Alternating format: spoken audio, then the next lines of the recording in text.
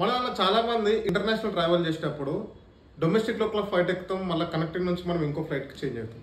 దీన్ని ఏమంటారు అంటే కోడ్ షేరింగ్ ఫ్లైట్ అంటారు. కోడ్ షేరింగ్ ఫ్లైట్ ఏంటిది అంటే రెండు ఎయిర్లైన్స్ పార్ట్నర్షిప్లా నడిచేదాన్ని కోడ్ షేరింగ్ అంటారు. కోడ్ షేరింగ్ అనేదాన్ని ఎయిర్లైన్కి అగ్రిమెంట్ అని అంటాం. సో ఆ అగ్రిమెంట్లో ఈ ఫ్లైట్స్ అనేది ఆపరేట్ అవుతుంది. ఫర్ ఎగ్జాంపుల్ ఇప్పుడు మనం యూకే వెళ్ళాలనుకుంటున్నాం, వర్జిన్ అట్లాంటిక్లో ట్రావెల్ చేద్దాం అనుకుంటున్నాం. మనం ఎప్పుడైతే ఐటినరీ ఓపెన్ చేసినప్పుడు virgin Atlantic operated by IndiGo అని ఉంటుంది. సో ఇప్పుడు హైదరాబాద్ నుంచి మనకు కనెక్టింగ్ వచ్చేసి ఫర్ ఎగ్జాంపుల్ ముంబై ఉంటే హైదరాబాద్ నుంచి ముంబైకి మనం ఇండిగోలో ట్రావెల్ అవుతాం.